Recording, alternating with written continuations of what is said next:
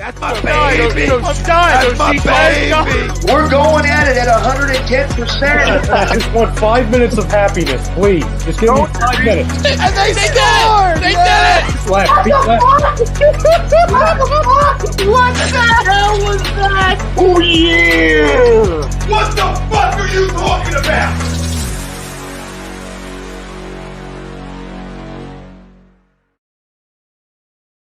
Folks, Bob Mannery here. You're listening to A2D Radio, real sports talk radio for the fans, by the fans, no agenda.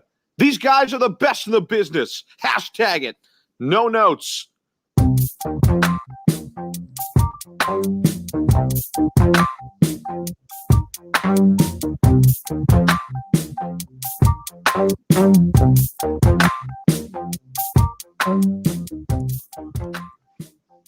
Welcome in, everybody. This is Birds of a Feather, only on A2D Radio. We are brought to you by our doc. Why does that do that to me every time?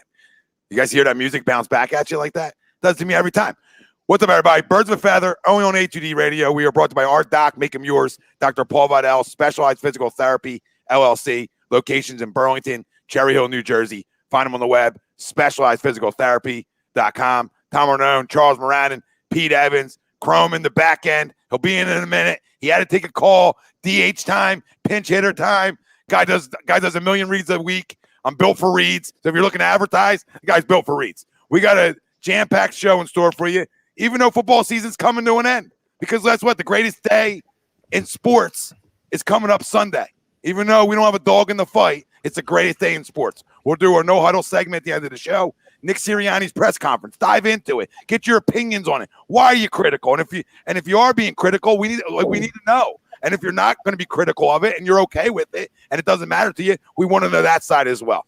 Super Bowl 55 preview, and it ties into our poll question brought to you by bodycheckwellness.com. And you can use promo code A2D for 20% off your order. That's bodycheckwellness.com. Use promo code A2D, 20% off. Riley Cote will be on with the boys on the Hockey Happy Hour at 10 p.m. Eastern Time. So go check out Riley. He'll be giving away a free jersey to the family. He'll probably tell Brian Daly he's wrong, and he'll get into that. He'll get into that. I love it. I love you, Brian. I love you. Okay, and that's a free jersey. We're going to be giving away some A2D gear, and then they got a huge bundle wellness promo code they can use over at bodycheckwellness.com, and you're saving like $119 on your order. It's crazy. Go check them out, bodycheckwellness.com. Our poll question, Andy Reid and the Kansas City Chiefs will repeat as Super Bowl champions. Do you agree or disagree? Let us know. Facebook, YouTube, Twitter, Twitch. That's where we're live. Everywhere you guys get your podcast, we're there as well. Like, subscribe, follow, download. Join the conversation tonight. We'll read off all your comments or get to them as many of them as possible. But to the poll question, Andy Reid and the Kansas City Chiefs will repeat as Super Bowl champions. Agree or disagree? Chucks, Pete, whatever one of you guys go first. My job is done. Go ahead, Pete, because I know which direction you're going to go in, so I want to rebuttal what you're about to say. Ooh. So, well, I cheated and I saw your comments. I'm like, okay. He's going to go that way, so I'm going to go the other way.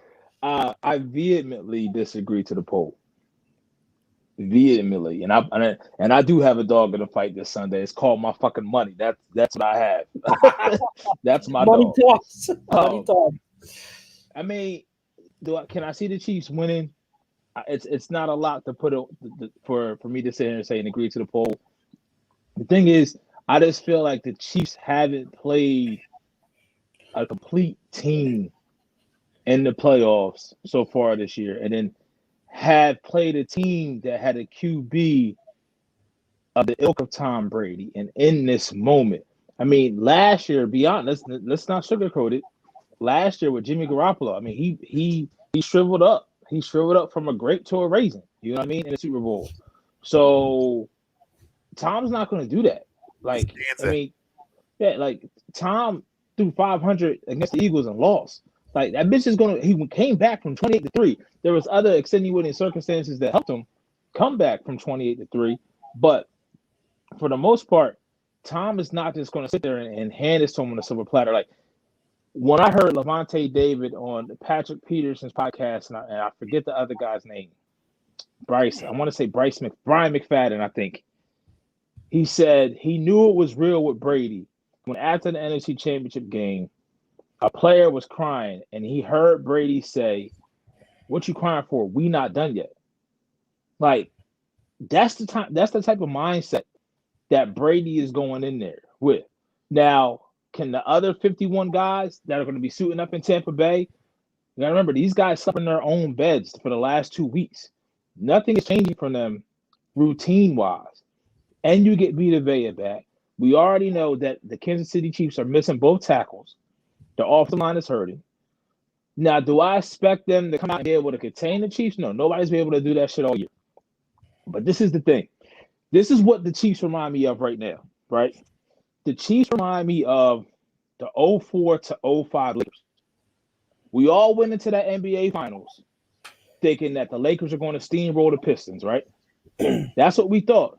The Lakers hadn't lost a game until the finals. They were undefeated for the most part, if I'm not mistaken. And then they got hit in the playoffs, right? Pete, in the playoffs. Right, in the playoffs, right. Yeah, they were. They were in the playoffs, undefeated, got to the finals. We all know how that ended up. Larry Brown got his chip. But I say that to say this. The Chiefs have not been hit. Last year's road to the Super Bowl for the Chiefs, they were the comeback kids, right?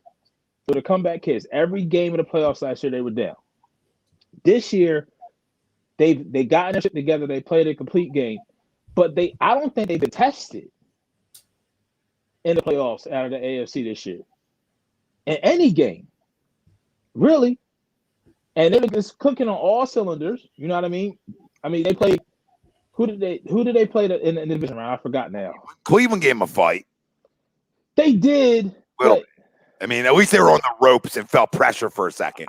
If Stefanski would have called the same game plan that they called in Pittsburgh the week before, Cleveland may fuck around and win that game. They did not run the ball nowhere near enough again that game against Kansas City.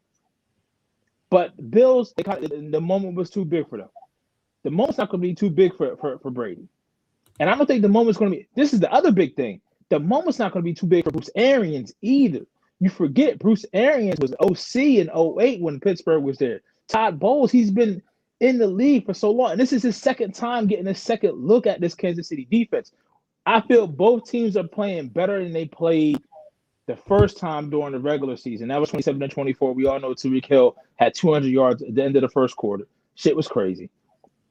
But I feel like Tampa Bay right now as an offense is more complete.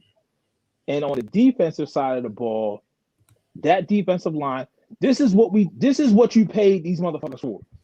You mean to tell me that Ndamukong Suh is not going to be up for this?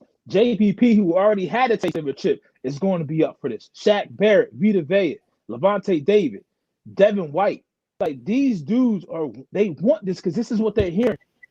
Let's not sugarcoat the shit. The mainstream media all week has been saying Kansas City. Kansas City, Kansas City, Kansas City, Kansas City.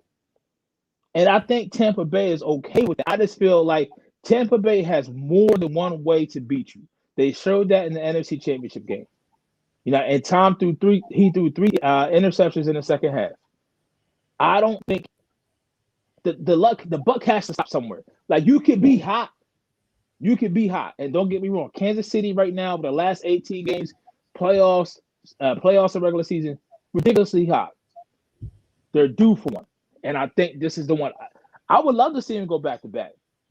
But I think they're due for one. And I think Brady has earned the right, and he's played to a point to go out on his own accord. If he does this, which I think he will, because listen, Mike Evans, motherfuckers is treating like he an afterthought. You know what I mean? If you don't get me wrong, Tyreek Hill, best wide receiver in this game, right? Pound for pound, best wide receiver in this game. But if you look at the overall unit of wide receivers, which one you taking? Oh, it's not close. You see what I'm saying? You gonna take Tyreek Hill, McCole Hardman, DeMarcus Robinson. You can even put Sammy Watkins in there. Or you want to take AB, Mike Evans, Chris Godwin? Not even close. That's not a shot at the. That's not a shot at the Chiefs. That's just not close. Exactly. QB, obviously, you would probably take Mahomes in this case, but Brady's not a far. He's not a far second. Right? Nah, yeah, you're being an idiot not to take Mahomes. Yes, but Brady's right there. Yep. Obviously, tight end Gronk isn't what he was, so you take Kelsey over him. Absolutely. Yeah. O-line right now, I'm taking Tampa Bay's O-line. Isn't that funny? Last year you wanted to be. That's how crazy. No, but right now, their D-line, overall as a whole, I'm taking Tampa Bay's D-line because who is going against in this game, I just think it's that much better than Kansas City's offensive line. Linebackers, Tampa Bay. Corners, I think it's a wash. Safeties, obviously, they have the best safety in Tyrann Mathieu. Don't get me wrong. They have the best safety. Are both Tampa safeties out for Sunday? They were out for the first game. I know they were out for the NFC title game. Winfield played in the first matchup. Winfield played, and Winfield missed the last two games, if I'm not mistaken. And L'Jarius Sneed is the other. L'Jarius Sneed was out for the first game, and I think he just came back. Who's the dude who made Aaron Jones fumble, and then the second time he made him fumble, he got hurt by doing it? That was Winfield, I think. No, because Winfield wasn't in the end. Oh no, I know you're talking about. Oh, that's what I'm saying. Winfield back. Chuck, is Winfield back for the Super Bowl? They're saying that he's on track to play. That's what they're saying. The last time I checked. Just curious, just because if he's breaking everything down, I was just curious on if them two are playing because they're going to need them two. Right, but even with that, like safeties, I think safeties you can give us like edge to Kansas City. But corners, I think it's a wash. But outside of quarterback and then ultimately tight end, I don't see where Kansas City has this drastic edge where you can just say blind faith and just say Kansas City's going to win. Like they got one guy essentially because Mahomes is that much of a difference maker and he's that ridiculous. Like there's not a quarterback in the world that can backpedal 49 feet and throw off their back foot on a strike for 20 yard for a plus 20 yarder, not just like a strike, not like a strike period. Plus 20. It's hard to get him down. So I say this. Mahomes, you have one guy. Now he has to beat the guy. You have to be literally. It's the old ad. Listen, bitch, I'm going NWA Saturday morning. To be the man, you got to beat the man. The last time they fucking played in a big game like this, AFC Championship game, he couldn't beat Brady, regardless if D Ford was offsides or not. D Ford, but I'm saying now this is it. Like Tom is so comfortable. I mean, my man got this. Listen, when you play the Super Bowl, you hear players talk about it all the time. Like they almost could be too comfortable because they haven't had nothing for them this week has changed. They slept in their own bed. They went through the same routine. They're playing a fucking game, and it's going to be the first time that they're going to have some fans there. I think I don't know what the fan count is, but a lot that's going to be Tampa Bay in their stadium. Nothing's changing if you're a season fucking ticket holder. You know what I mean? So I don't know. You guys could talk. This is probably the most I rambled on in the opening because. Hey, all right, because you done. You went on for like people. Chrome gets on. I had a time. Probably the most. That's how you do it, babe. Get it all out. Now you feel good. Now somebody else goes. You hand a baton. It's like running a track meet. It's like the 4x4s. Like, hey, you just did it. You did your job. I'm gonna hand a baton. I'm gonna get something. Now somebody else. That's probably the most that Pete's rambled on in an opening since that trade Zach Ertz bullshit that we had a year and a half. That wasn't an opening. I was speaking gospel then. See, that's not fair because my man, he's making good points, so he's not rambling. He just got a lot to say. So I'm good. I'm like, when it comes to A2D, everyone knows I'm like the black sheep because I take notes. All right. I don't remember everything off the top of my head. So I took notes when you were rambling on your 10-minute diatribe about why the Brady and the Bucs are going to win. But first, let me say that you started off saying that the Chiefs haven't been tested yet. They haven't played a complete team. You picked the Bills last week to beat the Chiefs, and everyone was saying that the Bills were a complete team. You said it, so you can't now go back and say, "Oh, the Chiefs haven't played a complete team." On paper, Hold on. Not only they get off to a 9-0 deficit. They came back and they whooped that ass of that complete team, and they made them look like they didn't belong there. So I don't want to hear that the Chiefs haven't been tested. They've been tested. They're just that damn good because we're talking about Andy and we're talking about Mahomes, the best quarterback in the league. And everyone, I keep hearing, oh, you can't bet against Brady. Can't bet against Brady. You can't bet against the best quarterback in the league anymore. You can't. You're gonna bet against Mahomes with that offense and that coach, Andy Reid, who has the monkey off his back. Like if this was last year and they were going to it with no Super Bowl experience, then I could see, oh man, like now they might be nervous. But no, they've been here. They were just here. They know now the atmosphere, and this is not new to them anymore. So now they're back. They're comfortable too. You can't use that. Oh, Brady is comfortable and everything. No, Mahomes and the Chiefs, the defending champs, are comfortable. So you can't use that argument. And then also, all right, there's a difference between being there once, whether you got it done or not. There's a difference between being there once and playing in your 10th game. Okay, no, but I understand. At that but point, it's not like there are no nerves. That's like playing every other game. That's he got 10 minutes. Let me get at least 10 minutes. I took 10 minutes. I didn't get. So wait a minute. First of all. So I'm gonna strike while the iron's hot on that comment. All right. So now we got the Chiefs with Steve Spagnuolo. Remember what he did against Brady all those years ago. He's going to bring the pressure against Brady. And Brady this year, when he's faced the blitz, he hasn't been that good. And when it comes to third and longs, he hasn't been good.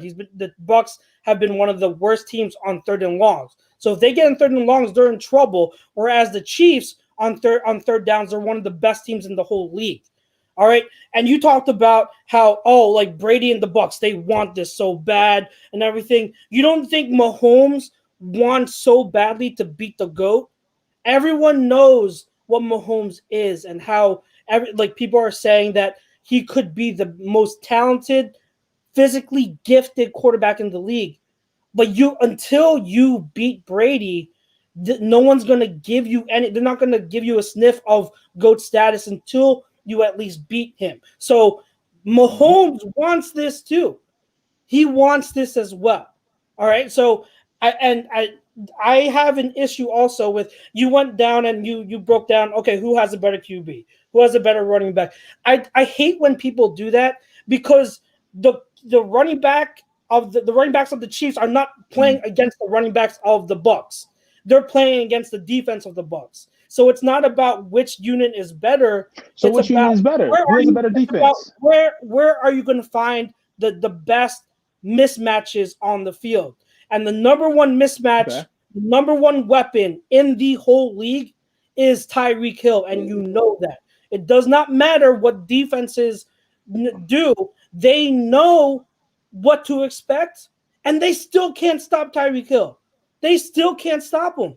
So that's when you have the best quarterback and you have the best wide receiver in the game, the best weapon in the whole game, and it's not like, the whole wide receiver core might not be as good as the Bucs. I give you that, but it's not about the whole unit. It's about how you're going to get those pieces and attack them and take advantage of the mismatches, and that's what Andy Reid does so damn well.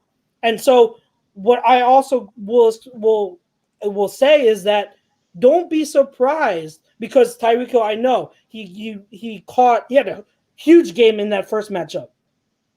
Don't be surprised if now Andy is going to be like, okay, I know they're going to try to stop Tyreek. We're going to have guys like Kelsey beat them. We're going to have guys like Mecole Hardman beat them. We're going to scheme him open. We're going to have a guy like Clyde Edwards-Helaire beat them because that's what Andy does. He's that smart. So I'm not worried about overall units and which unit is better than the other. I'm worried about the matchups, and that's what I'm focused on. And to me, the Chiefs have the best mismatch in the game when it comes to Tyreek Hill, and they've got the best quarterback in the game. So I'm obviously agreeing to the poll. I think the Chiefs repeat, and 3 years ago today, the Eagles got their revenge on Tom Brady from that Super Bowl back in 04-05. I think Andy's going to get his revenge on Tom Brady this coming Sunday. Real quick, Joe Embiid just landed really weird. Did not look good. Limped off the court. Of course. Of course. I'm not assuming anything, but it did not look good. It's one of them lands like Shake had last night. Shake luckily came back in the game after going to the locker room.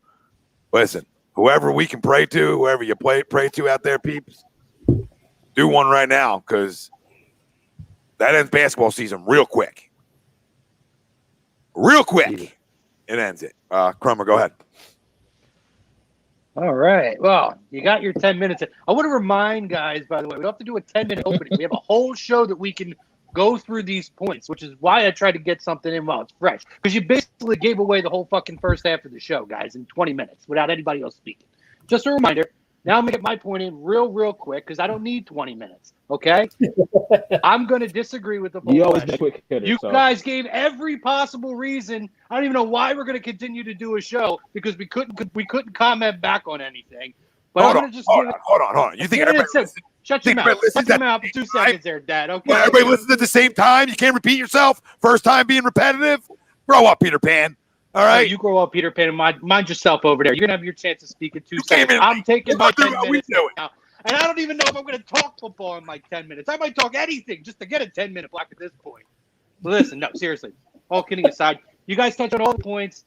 Really not a whole lot to contribute. And I'm just going to say this. I'm going to disagree to the poll for a simple reason. I'm going by my gut feeling, okay? We could talk about this. We could talk about positional advantages and everything, defense, offense. But I always feel like the Super Bowl is a different animal, right? Teams get up, different level. And like we said, you guys touched on it. You know, this is not Pat Mahomes' first time here now. This is his second time here. Tom Brady, it's another football game.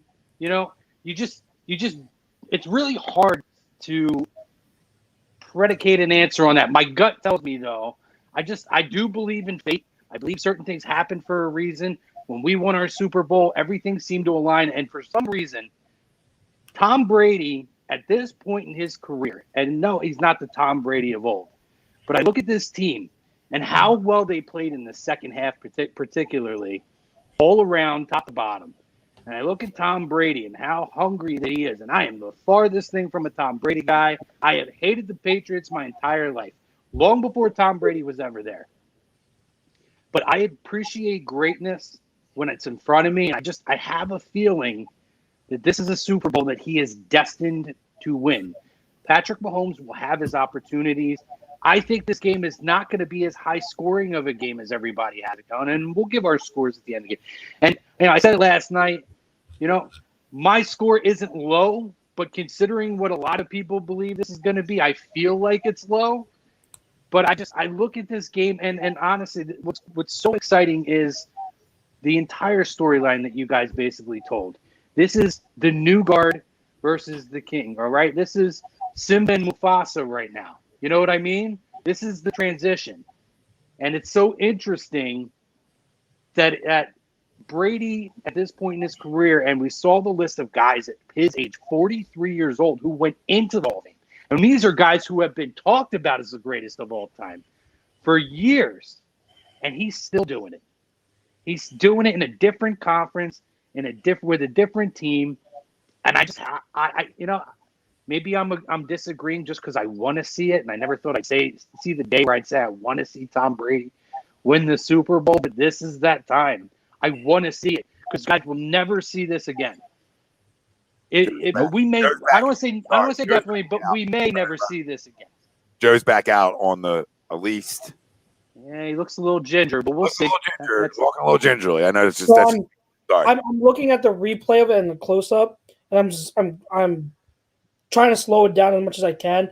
It doesn't look like it extended that bad. I'm not saying like it wasn't bad, but I was expecting like a break and like his ankle to fall off, like kind of like it wasn't his ankle. I just get worried about the ACL. I just get worried about the ACL. Oh, the ACL. Yeah, okay. Yeah, it wasn't anything with the ankle. It was the way he landed. It looked like he jammed his knee almost. Yeah, I thought it was like Klay Thompson. Like I saw that, I felt like in my head. So I got it. Yeah, okay. I got yeah.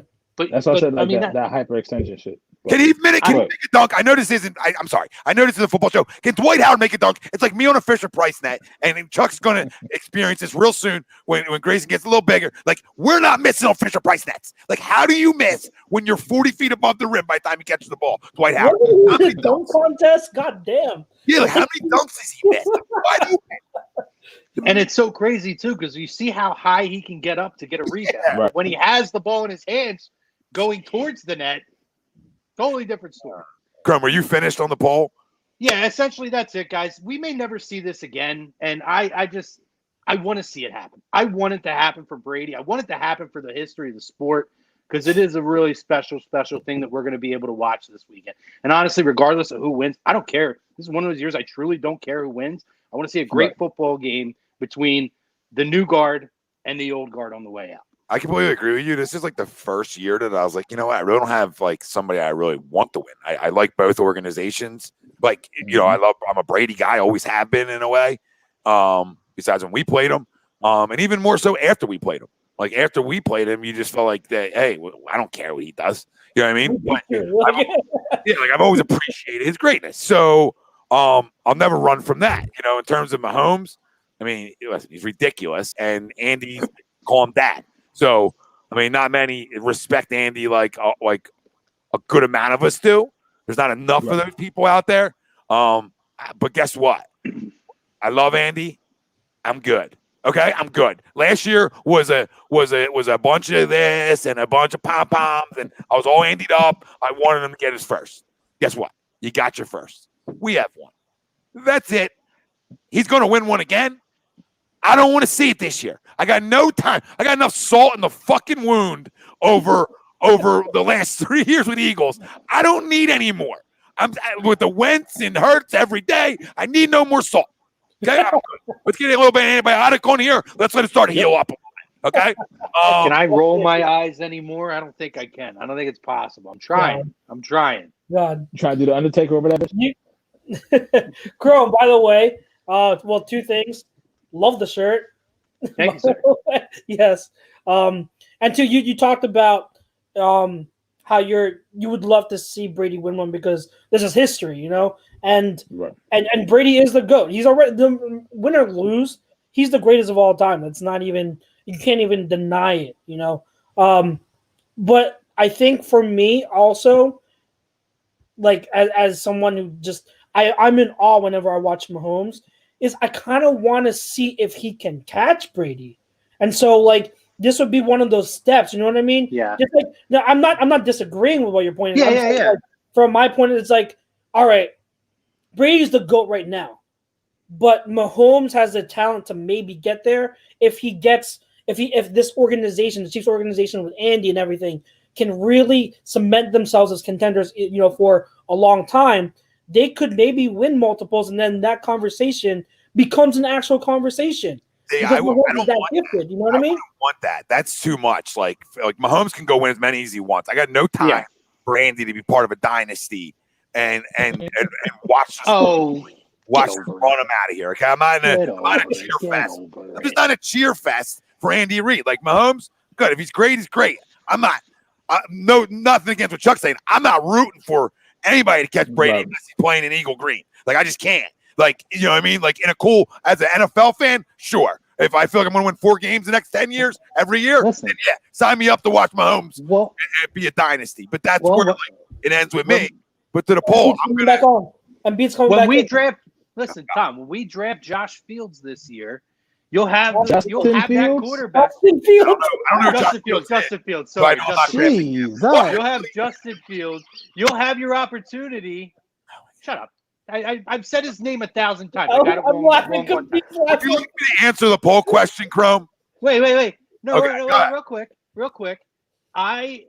When we draft Justin Fields this year, you'll have your quarterback who's going to make that run. And real quick to respond to Chuck's, I agree with you, Chuck's, but my thing is, right, he's at such a position now, right? And when you see that have this GOAT conversation, right, it's always – guys are doing things that other guys did, but a little bit better. But no quarterback has won the Super Bowl in both conferences and at his age. That is something that has never been done, never even been approached. Tom Brady's good. too. It's tough. Like, did you hear their interview with each other the other day?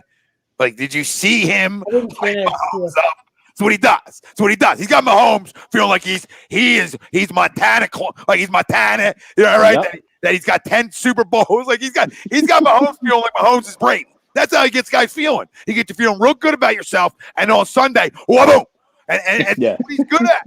He's a mind screw.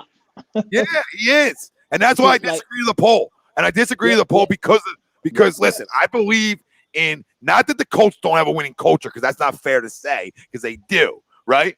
But there's that culture they have. The Chiefs. And there's the Chiefs. The Chiefs. Okay, have, I was confused. I was like, we're talking about Colts? the Chiefs, whatever. I mean, Doug The said fucking correcting police over here, and they like giggle like they're like the smartest guys.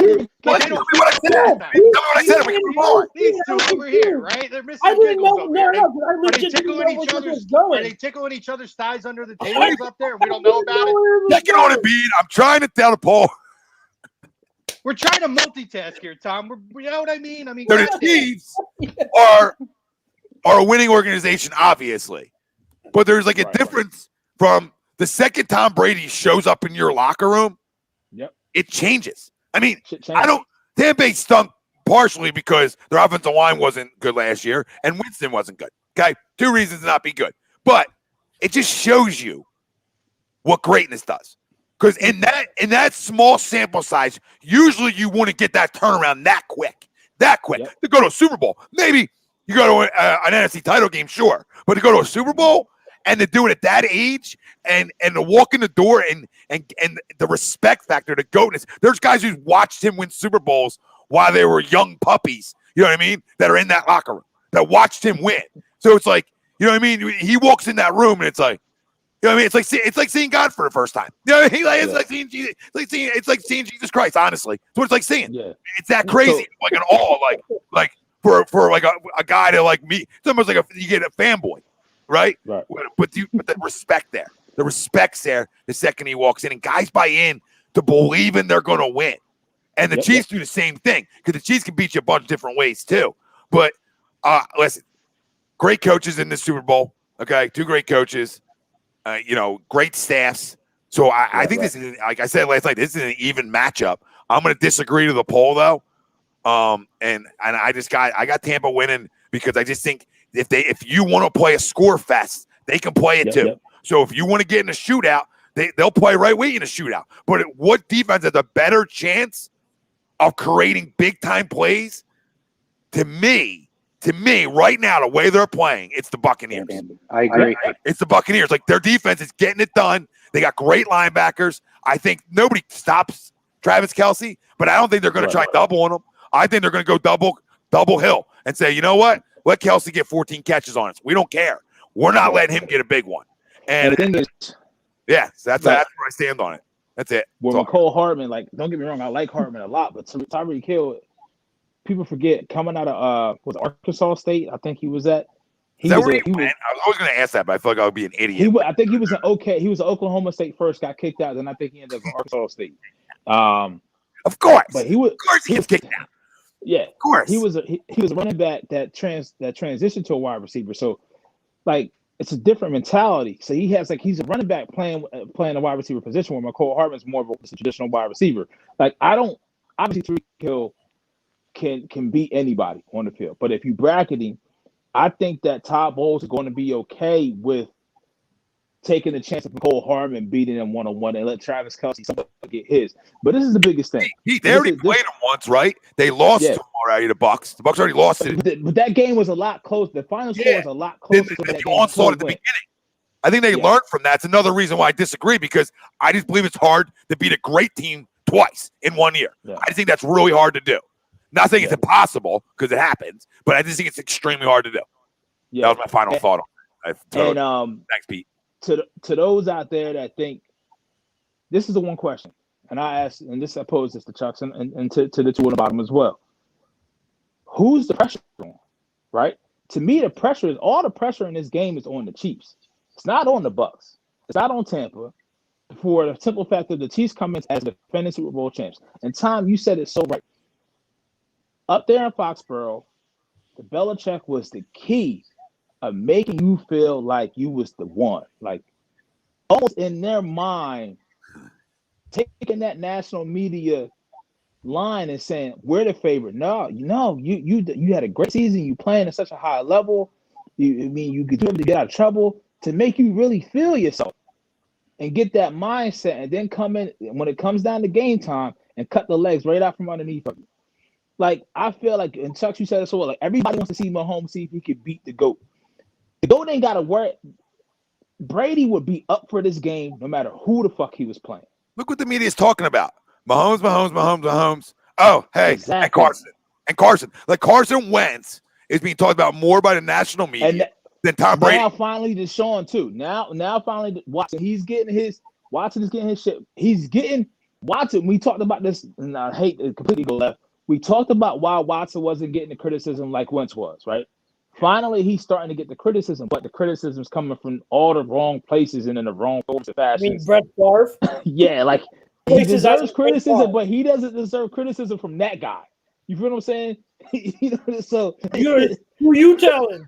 Who you telling? I spoke Watson last night. So I mean, I hate this take my ball and go home shit when you're getting when you owe it to a fan base. It's like, I get it. You're going to have rifts with organizations, okay? Right. But these guys all talk about it being a business, and the second the business doesn't go well for them, right, they want to run. They want to run away. Yeah. Like, nobody ever really wants to stay somewhere. And credit to Brett. And the only thing Brett Favre didn't do is, like, yeah, he ring chased late in his career, right? But, like, he didn't leave Green Bay on his own terms. Like, you know what I mean? Like, Aaron Rodgers was there. It was time to go. So like he did stay there for a while before he went on his little farewell tour, but again, like he just wants to hear himself talk, Brett. So he'll also say stuff, but I agree to a point, like stop. Everybody's trying to get out of places. So you don't want to go too left, but everybody's trying to get out of places. I don't agree with it. Like I agree with living up to your contract, like playing through your contract. Like why did that day end? But that's a story for another day, I guess. Sorry, Pete. Yeah, that's but that was just my final thoughts on this game, is to pose that question to y'all, and then I'll let Chrome steer the conversation wherever we need to be within the confines of our so-called outline for this show, and then the fans, if we want to get to some of the fans' comments as well, because they've been good. Well, I have breaking news. Breaking news here. Chrome tried to ruin. No, Chrome. It's about Chrome. He tried to ruin our 4x4 Olympic team here that we were doing. With baton? Yeah, he came in and he wanted to be, he was anti that real quick. So that does kind of ruin what? Just the 4x4 team we have. 4x4, pass the baton. The next guy. Oh, how the fuck did they do that? Pass it over here to Chuck. Did you just get here? Oh. No, not that. The 10-minute runs. 10 minutes. You're trying to ruin it. You're trying to ruin the 10-minute runs on us. And what you don't understand about 10-minute runs, Chrome, I'm going to enlighten you, all right, before you steer our conversation. Stick your 10-minute runs up your asses. You can cut somebody off in their 10-minute runs and debate them inside their 10-minute runs. Apparently you can't, because I tried to respond to Chuck's 3 minutes into his, and he told me to shut my fucking mouth. So apparently you can't. Well, Pete But you got kept talking. If that's what you're going to do, then yeah, I'm absolutely going to call you out. Like a kid. You gave Pete 10. He's like a kid. He's like, you gave Pete 10? Why don't I get 10? Exactly. But no, also real shit, I do think all the pressure is on Kansas City in this game. And I don't follow no rules anyway. I don't follow none of that shit. I don't pass the cons. He's heel Chrome for a reason. I'm not a relay guy. I'm more of a solo act on that stuff. You know what I mean? You hand me the baton, I'm throwing that shit to the side. Let's go. Yeah. Okay. No comment. Any comments out there we want to hit on real quick? Any good ones? You know what I want to hit on real quick? It depends where you wanted to go. Tell me what to click on. That's what you want. He's already like Jerry Jones in some way. Yeah, some facet. yeah, he is. Like Jerry's cousin. You know cousin. what I want to do? I want to pay some bills. Let's pay some damn bills. All right, pay bills. What do you guys think? I don't got money. Go ahead. I'm broke. There you go. Well, listen, we have our doc, okay, who he's been with us forever. He's the best in the business. Dr. Paul Vidal, specialized physical therapy, physical locations, Burlington and Cherry Hill, New Jersey. You can find him on the web, specializedphysicaltherapy.com. No appointment necessary. Any aches, pains, issues, set your time up with the doc. Go see him. We love him. Thank you, Doc. And listen, awesome for tomorrow night. We announced that this week we are officially now working with Body Check Wellness, guys. So through the power of hemp, all natural stuff. Listen, you guys can get yourselves taken care of especially for sports therapy, recovery and whatnot. You want to make sure that you use that promo code A2D for 20% off. And guess what? Riley Cote tomorrow night later tonight on the hockey happy hour after us. He's going to be joining them along with Colby Cohen, by the way, who they're going to have two guests there. But Riley Cote will be joining them. He'll be having conversations. And anytime that Riley joins the hockey happy hour, guys, they're going to be doing a special 40% off promo code. Tom, you want to tell them about that little package there that they can get? Yeah. So you get their TH-free wellness box. So it's a $269 normal price. And with the promo code, you use wellness in all caps, it will be $119. And that is their gummies, their Focus and Clarity, which I take, which I love. Their roll-on and their THC-free blueberry extract. So really good stuff. And the last stuff, so $269 thing, $119 the night. So it's not like it's 40% off their bundle pack when Riley's on. So every time Riley comes on, they'll have a bundle pack that they're doing for 40% off. But every other thing is 20% off at checkout. So just using the promo code A2D gets you 20% off at checkout. But today, up until tonight, through the hockey happy hour, you'll get that bundle box for $119. I'm going to get it right. I'm going to go get it as soon as the show's over. And Riley Cote giving away a free jersey tonight. So that's what they get. Right. Yep, doing a giveaway tonight as well. So make sure you guys stay tuned to that. Make sure you guys check out Body Check Wellness. We're really happy to be partnered with them. They're changing the game. They're shaking up the industry, and we're doing the same here. Perfect partnership. So, by the way, too, guys, I don't know if you heard about it. Ocean City, New Jersey. Very, very, very difficult situation there. There's a fire on the boardwalk. And our close friends at All Campus OC, unfortunately, suffered some issues from that as well. We don't know the full extent of the damage. We kind of are starting to get an idea. But listen, we want to – I don't want to get nasty crippling. We don't really know the full extent of the damage, but there's definitely they could use our help, and we want to make sure that we're doing what we can to get the awareness out there. There is a GoFundMe that we'll have in the comment section that if you guys can contribute. And if you can't, that's okay. Not everybody can financially contribute. What you can do is please just share the GoFundMe. Share the link. Share it around. The more people we get it in front of, the more opportunities we have to try to raise some money. Again, this is one of our good friends, one of our sponsors here at A2D, and they take care of us, and we want to take care of them. So please, anything you guys can do to help out, please do. We appreciate you for that. All right, moving on, boys. Chucks, what's next on the agenda? Did you do this one, Chrome? Oh, thank you. There's so many. Good. You're good. You're good. Go. And go. No, listen. Let's do it, Tom. Pop it up. That's important. You know, we got a lot of stuff going on right now. People with addiction issues, people who are dealing with depression. It's a really difficult time of year right now for everybody. And we always talk about it here. I know myself specifically, Chucks, and I know some other people have been very open about issues that we've had, you know, regarding mental health and other things over the years. And we want you guys to know that we happily support the Counseling Center and Sunrise Detox. Rob Lutman, one of the members of our family, does a great job over there. He's got his hands in the cookie jar as far as a lot of what goes on over there. So please, for yourselves and or anybody that you know who needs an outlet and somewhere to reach out to, please dial that phone number on the screen, 856-651-8117. I say this all the time, and I will say it yet again. The most important person that you need to take care of is yourself. You need to take care of everything at home, and you need to look out for those around you, because sometimes people don't realize that they need the help, that they need somebody to reach out for them. So if you can help yourself or you can help somebody else, there's a great phone number there and a great place for you guys to reach out to. So we appreciate that. Jesse, you know, I know you're breaking balls, but the funny thing is CBD will probably help you with that. You're not gonna need detox from CBD oil. You don't get addicted to CBD. Yeah, There's some of the addiction things, Jesse. I can speak from, and I can speak from Rob Lutman, being a guy I've known for a long, long time, and as came out of his issues and his demons incredibly. And there isn't many more guys that I would trust in the world if I knew somebody needed to make a phone call in terms of that. We've all had somebody in our families or have dealt with it in some way, and that's a guy that that if somebody in my family was going through it, be the first number I pick up and call. So, whatever that means to you, fam. Yeah. Joke, really, whatever that means to you. All right, let's go.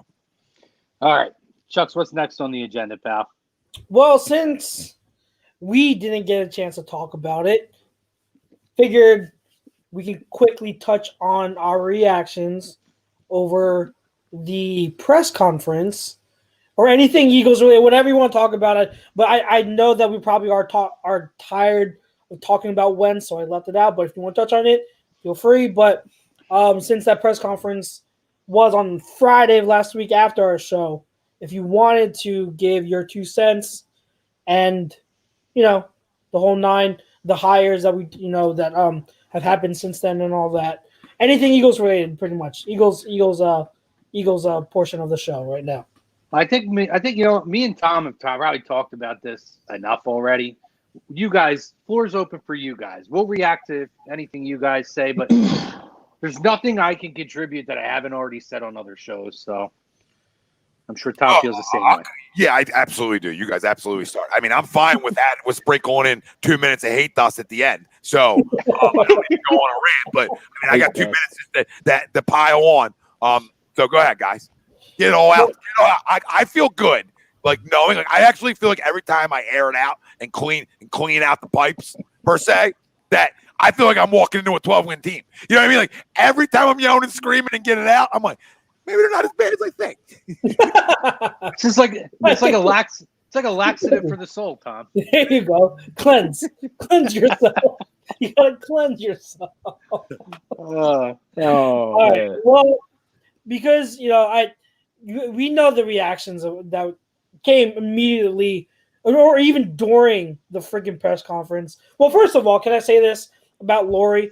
Lori and Roseman are the biggest crumbs over that press conference. To me, they're the ones, if you're going to be mad at someone or 2 people or any group of people over that press conference, you're going to start and you're going to end with Howie Roseman and Jeffrey Lurie. I was at lunch. My lunch started at 12. The press conference was supposed to be at 12. And I was like, all right, cool. Perfect timing. I'm going to be able to watch a press conference. 15 minutes in, and this guy, Lurie, is still rambling on. I had him on mute after 5 minutes. I'm like, I don't want to hear this. I want to hear Nick. So I'm just going to mute him. 15 minutes, and he was still rambling on. I'm like, what are you doing? I didn't know this was the Lurie press conference.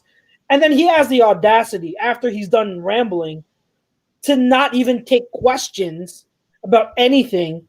And then he goes and gives it right to Sirianni, who is left for all the media and beat reporters, out to dry. He left them out to dry. And then the stuff about the questions about Wentz, which were predictable.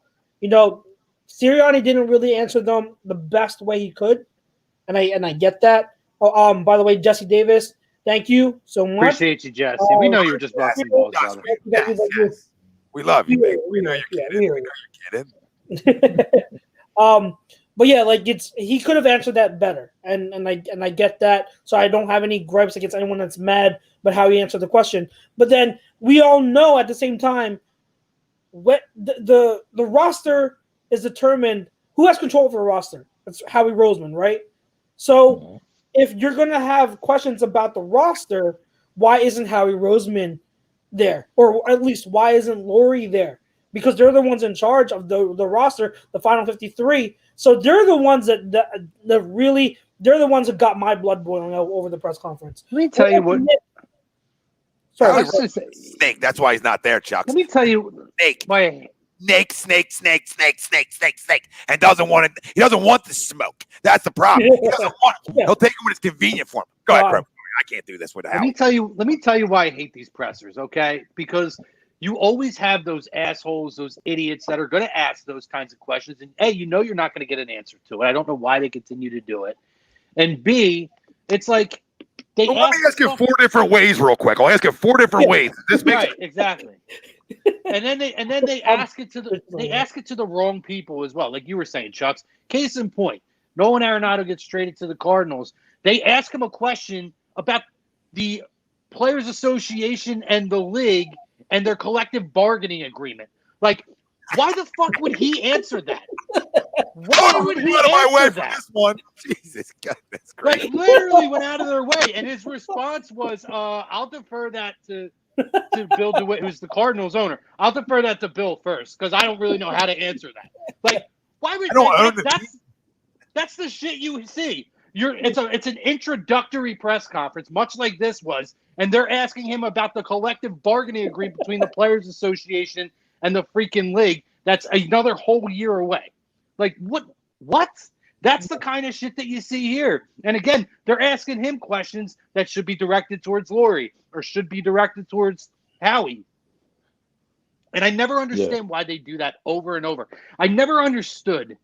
And I know that it's part of the job. But like, it's like when you watch any press conference, right? Like, even when we have bad things that happen, right? And public officials come out and say, we're gonna provide a statement. No questions will be answered at the end of the statement. And yet, repeatedly questions get asked. And it's like, you just heard that we're going to answer questions tomorrow. Today, we're just giving a statement. Shut the fuck up. Right. I don't mind one reporter asking it, but when it's like repeated over, like you said, that's when it's like, all right, come on, like ask a different question because he's not going to answer it. So like, can you elaborate on that? No, because I'm not going to I'm not going to tell you who my quarterback is today because it's not up to him. Anyway, idiot. Anyway, no, it should be up to him. That's a fucking problem. It should be, but it's not. Everyone knows it. Everyone knows it. It's not up to him.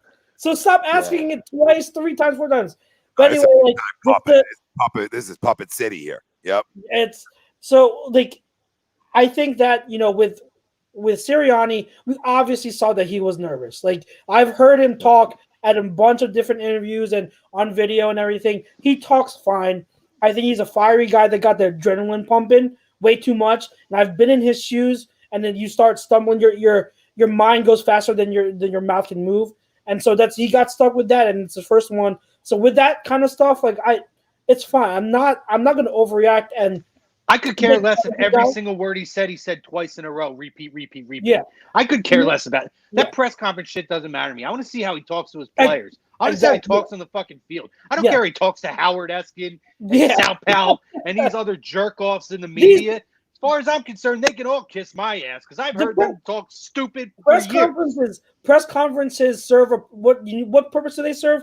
So that the fans and the media have answers for something. That's what press conferences are for. So it doesn't mean anything when it comes to the games. To me, I thought that his answers about his coaching staff and his philosophy were great answers. I thought they were spot on, and I liked those answers that he gave. So overall, like I was just like even keel with the press conference when it came to Sirianni. Like I didn't think anything overly great about it, or I didn't think anything overly negative about it. I just thought it was what it was, and he had some good and some bad, but it was just really funny you seeing like the media and some fans, bash the guy over something where it's just like, calm down. It's not that big of a deal. But to me, the biggest takeaway was Lori and Roseman leaving him out to dry. But knowing them, especially Roseman, I guess we shouldn't be surprised, right? There's one roast, and it ties into the 2 people you said, though, right? Like there's one roast allowed after that presser. If you want to roast, like I roasted for one thing because I listened to the night before with Spadaro. And I liked what I listened to, even though I knew it was front toss, in the baseball facility. You know what I mean? Like everybody can hit front toss. So, I get that, but it's still him talking. You know what I mean? So I'm still listening on how he's going about things, and I enjoyed it actually. It got me. I think I listened to all 15 minutes of it, or however long it was. And usually I don't do that. And I just wanted to hear him because he's the Eagles coach. I want to hear what he's got to say. I'll support whoever's here at the beginning. So nothing in the presser was going to change my mind. The only thing, to Chuck's point, that that upset me is, as an organization, he's got to be ready for that question with Carson and Jalen. And to seem unprepared for it in that moment is the problem with me, because he got that question the night before and he handled it extremely well the night before. But I'm still going to listen. In the moment, you're still going to get smacked by me, because in the moment, as a head football coach now, you got to handle that question well. You can butcher everything else in that presser. Everything. You can say fuck every time for all I care. I don't care. I don't care. Nothing's going to change my mind one way or the other until I see how you coach, right? So the only thing that's going to change me is me feel better, right? It's about feeling better about this organization. And to Chuck's point, them two losers left him out to dry. And it's a disgrace, and that's what I'm mad about. And I'll continue to be mad. And the reason I don't jump up in joy for Nick Sirianni, because I liked the first things he said the first time I heard about him, is because of the guys who hired him. Even though I do trust Jeffrey Lurie a little bit with hiring coaches, but I can't trust the guy in his ear. Go ahead, guys. Sorry, I had that moment. See how you can go, Chrome? Like I said, I was going to wait, but in the moment, I had to address that, because he's not wrong. What are you being critical of? Him talking? Who gives a shit? I hire a football coach. I didn't hire Chip Kelly. I'll say it a million times. He dropped my drawers. He did win 210 win seasons, but he dropped my drawers. And we all noticed when he said small guys, big guys beat up on small guys. We all were like, oh my God, we know. We told you. Culture beats scheme. Remember that one? And everything. Go ahead, Pete. Thank you to Donovan, by the way, real quick. Saying Joel's about to have 30 in the first half. He has 27. I just hope that we don't get bent. I'm not going to even put it out there. No, I can see him put up 50. My buddy just texted me the same thing. We could see him putting up 50 and then get an MRI tomorrow, and he's out. Yeah. Oh, great. Yeah. I was thinking the same thing. Why is he back in the game so fast without? I don't know. You got to. He looks fine. He does. He's shooting a lot. I'm over here watching on the other screen. He's pulling up. He's shooting a lot. Look, Pete said it last night. He looks like Kobe. He looks like a 7-1 Kobe. We said it last night on After Dark, Pete, and it took him how many freaking years to figure out that just give Joe the ball 70 to 80% of the game. That's it. Just let him do his thing. Every time down the floor, just feed Joe. He'll outlet if he needs to, or he'll back to the basket, create plays. Took him how many years to figure that out finally? Spacing helps. Well, he's been a league, 7 years now? 7 years now? That's what I was saying last night. I agreed with him. He was like, well, I don't think he got better. And that's not a shot at him. He probably got a little bit better, but he's like, it's easier when they can't double you and triple you. Yeah. And they got to respect that there's 3 guys out there that can hit the 3 ball. I do have to say, though, even when that's where he has gotten better, because even when he's doubled or tripled, he's making plays or he's making shots. The turnovers by him were always his Achilles heel. Turnovers were his Achilles heel. And that's what always would get him every year. Every year. All right. Sorry. Back to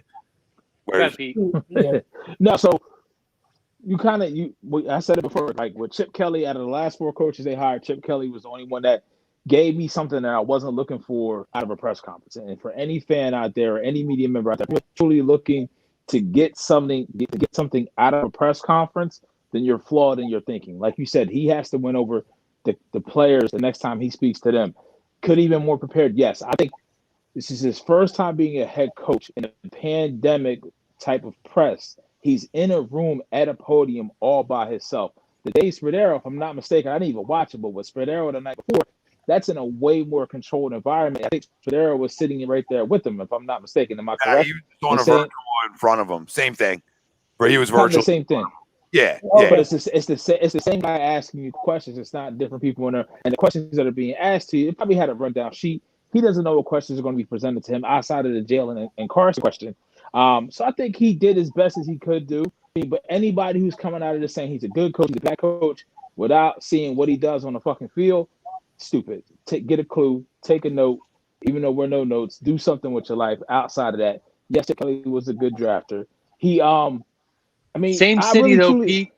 Same city that already fucking absolutely crushed Donovan McNabb before he even got up and held up his jersey at the draft. Yeah. This is what we do here. Bunch of jokes. It's a loser. I'm about to get to. I'm Loser. about to get to them too. So You ain't never seen for me anybody, boo it too. no, I'll boo anybody lottery. who local media member, local fan base, if you think after what you see Matt Stafford get traded for, if Carson Wentz cannot get you a first round pick, get a fucking clue.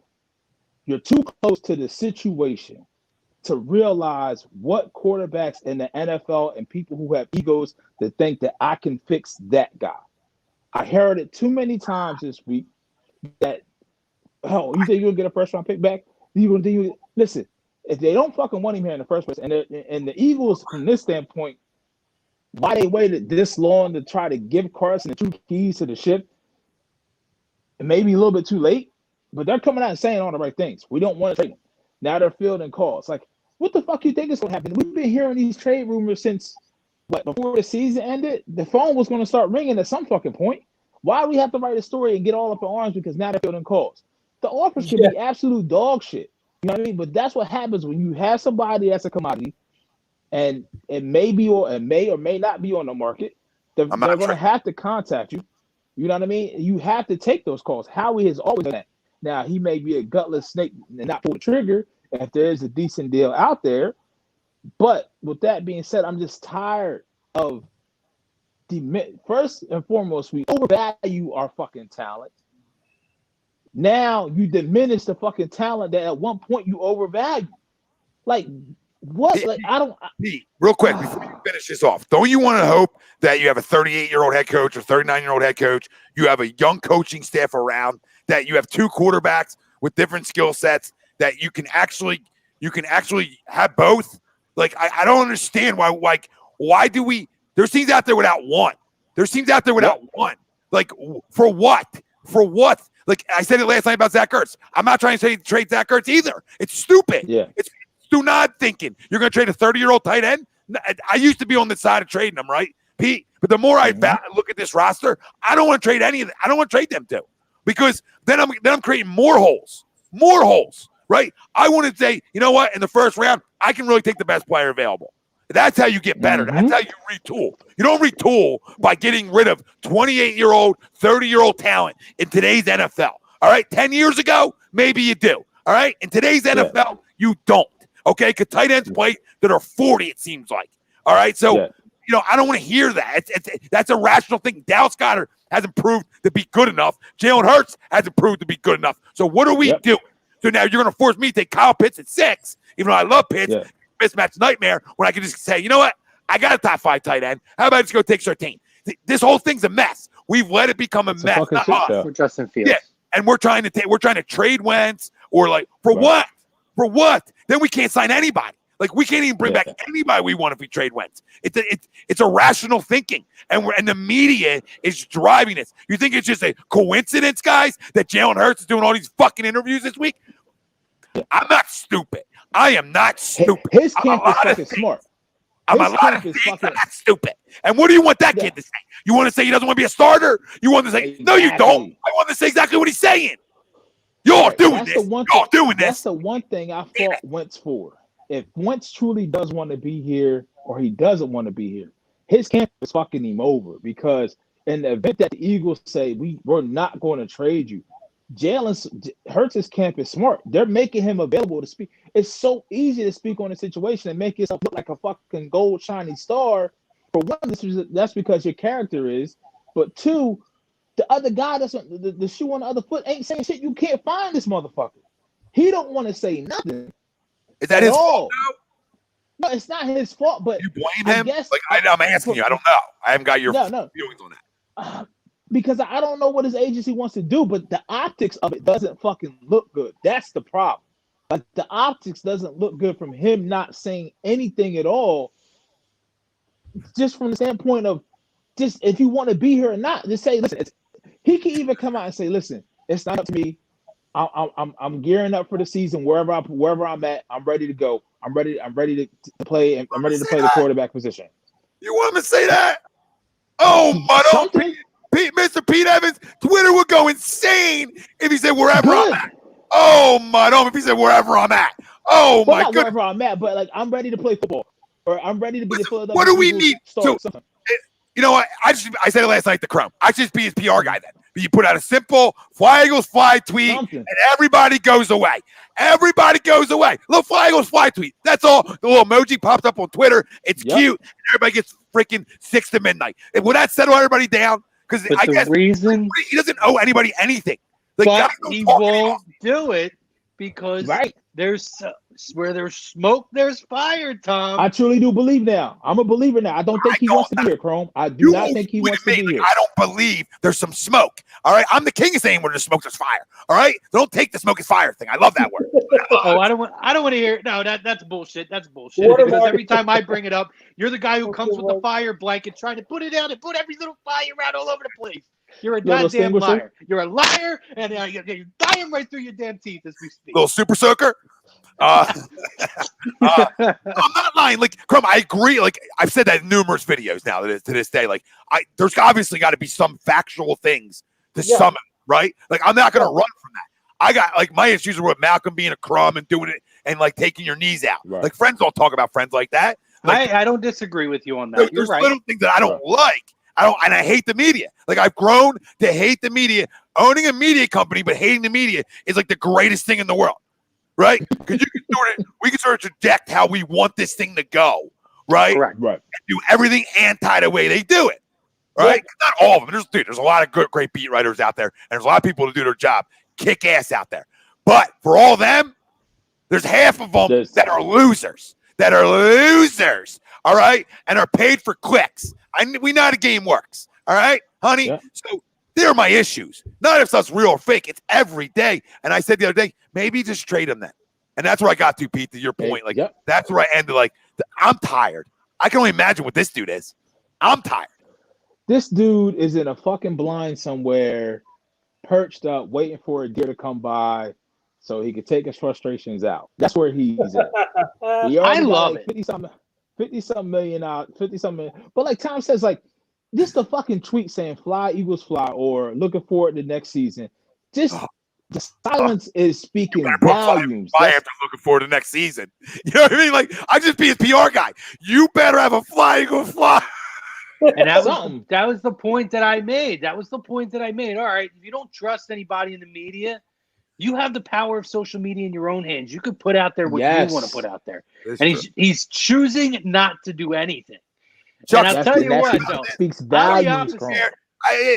You I'm the opposite of this guy, or this guy, whatever the hell he is, this guy over here, because I love it.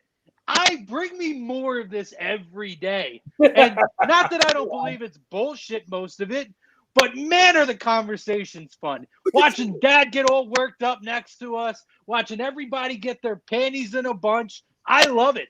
And it gives me a reason to be a dick to people who are dumbasses. So keep it coming, guys. Keep feeding me all this crap so I can continue to expose idiots out there. He doesn't have to tweet, though. Like, he doesn't have to tweet. Like, He doesn't have to. He doesn't have to. But you owe it to you? Because you owe it to you, bro.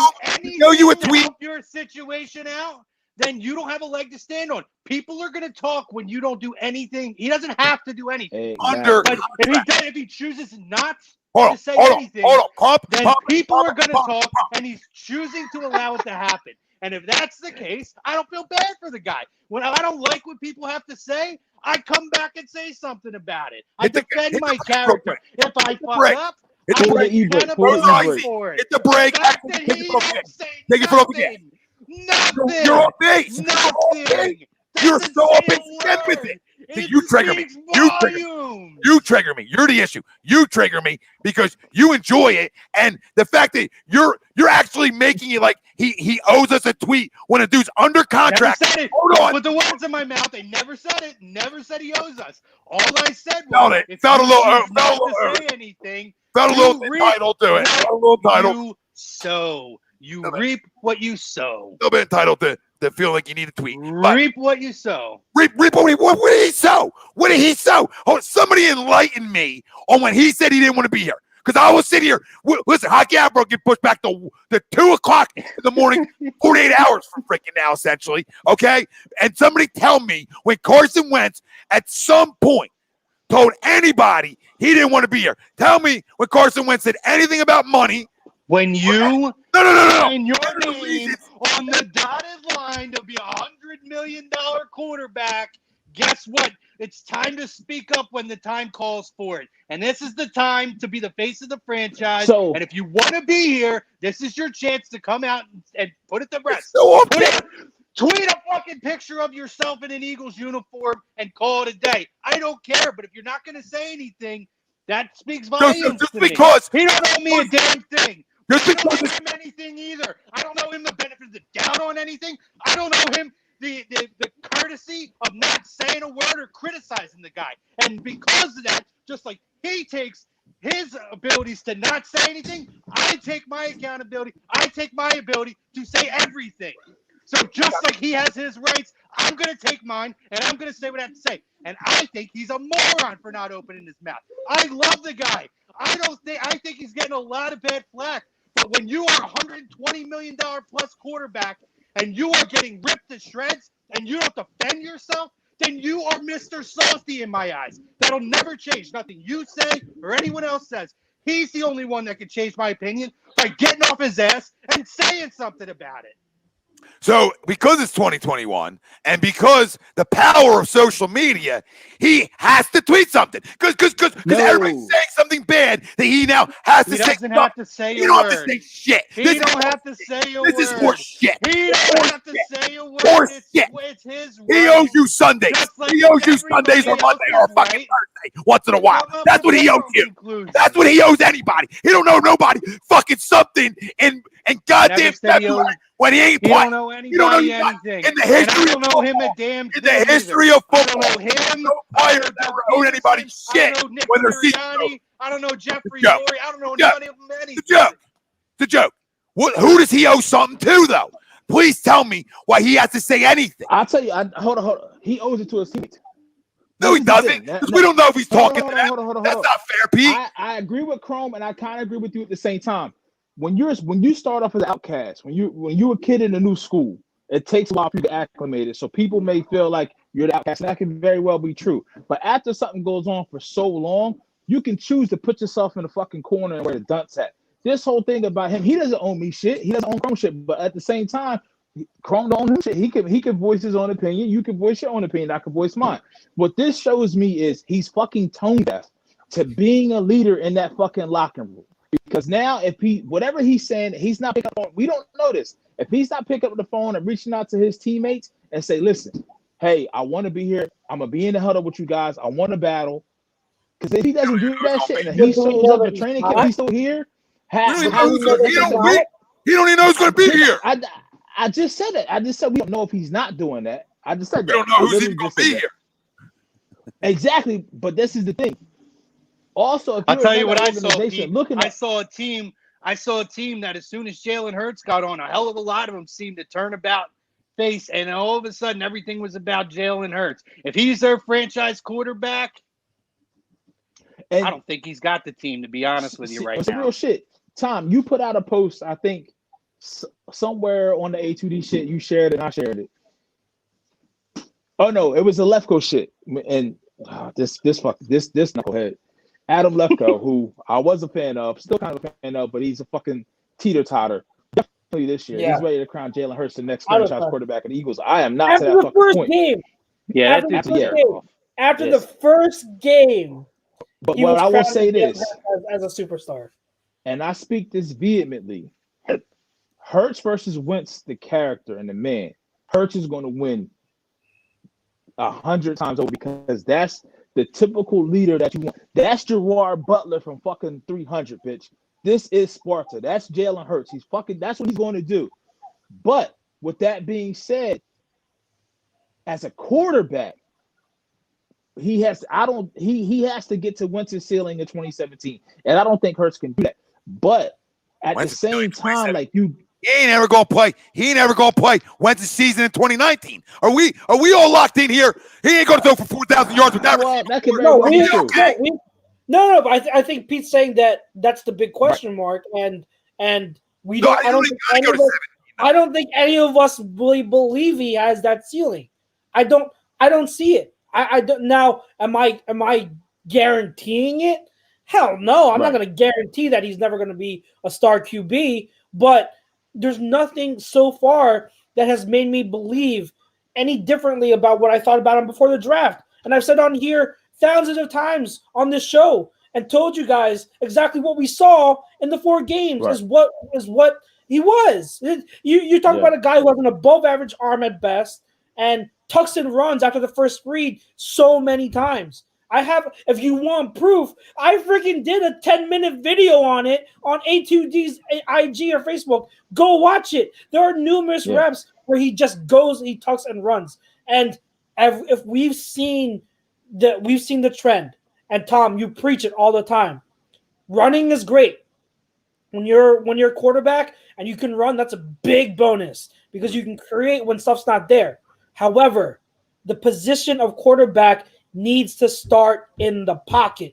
You need to learn and play from the pocket first and foremost, because when you don't, you get in trouble. You do.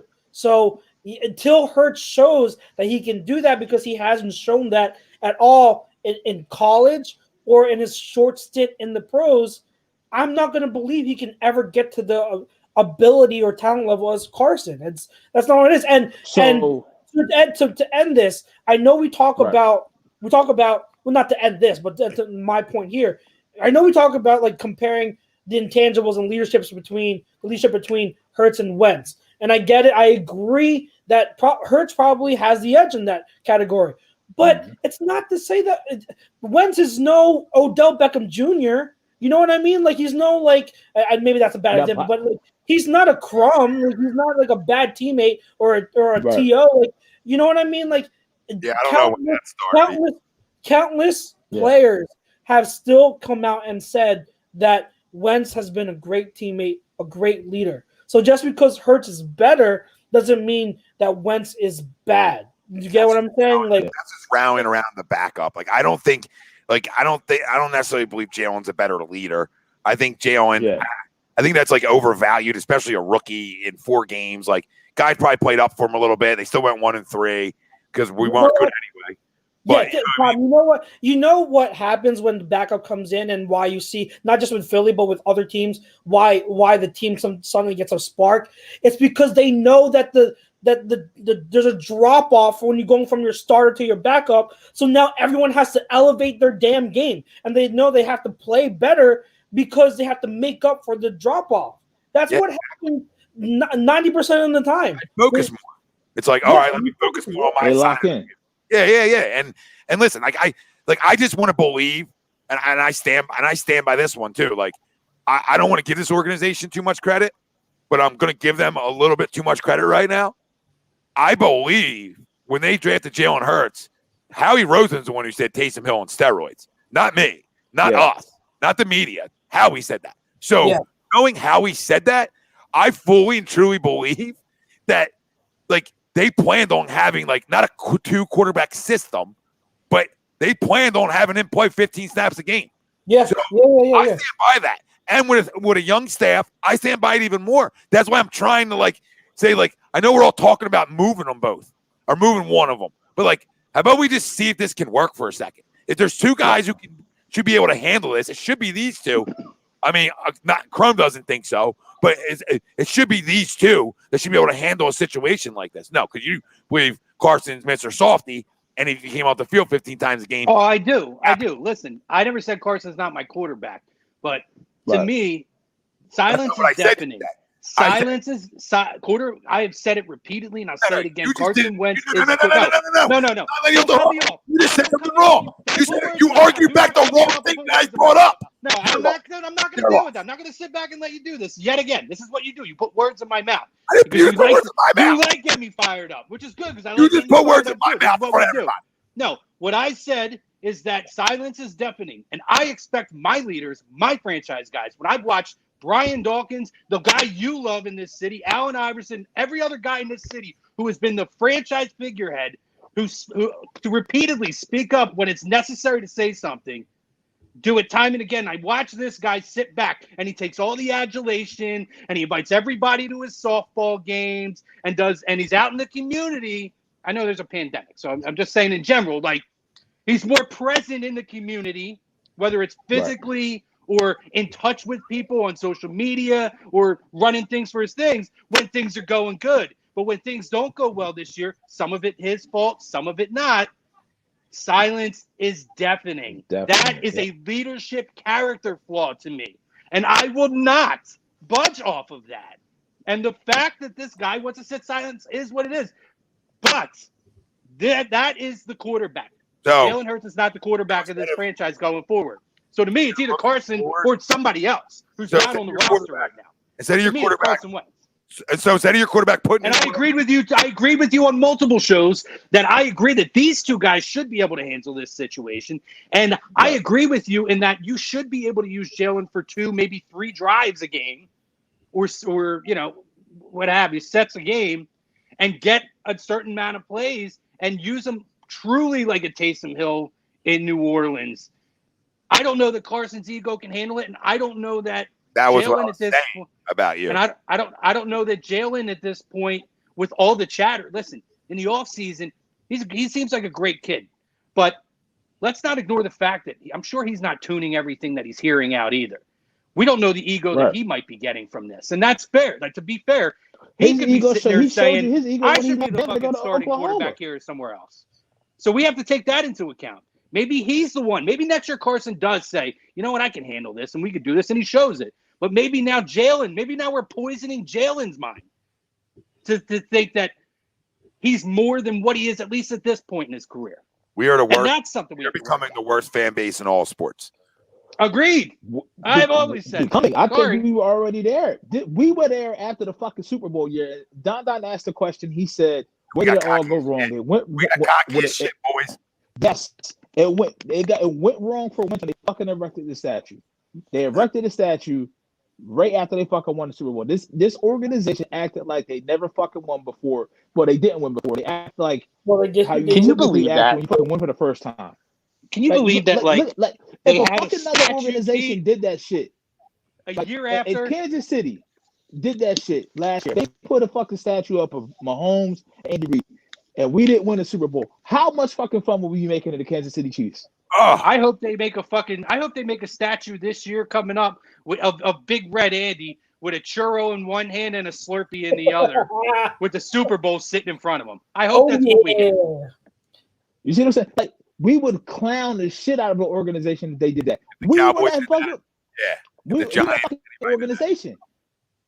People been wanting to knock us down off that peg, and then we're just fucking helping because for so many different things, it's so many cumulative things from the fucking media, traditional media on the dial being so fucking stupid and taking all the low hanging fruit every fucking time and taking every story for what it's fucking worth, to our quarterback really not doing himself no favors and not helping himself and not speaking. We did this. I'm tired of defending the dude. You see, every time you put a post up where it sounds like we're fucking somewhat defending Carson, we get killed. We get killed in the comment section. Why are you defending him? Why are you babying him? He's Mr. Softy. All this. Listen, I just know from what it is, he plays the quarterback position better than Jalen Hurts. And if they're both on the same fucking roster, I want Carson Wentz as my quarterback for the simple fact of he's a better quarterback than Jalen Hurts. I can give us. You can tell me the leadership. Listen, if you fucking getting W's, that leadership goes a long fucking way. Yeah, Don statues don't go away, dude. That's there. Not necessarily true. That's for a different show, probably though. Yeah. As soon as I said, I knew somebody was going to mention that. Well, most instances, statues don't go away. Quick, been inside for a minute.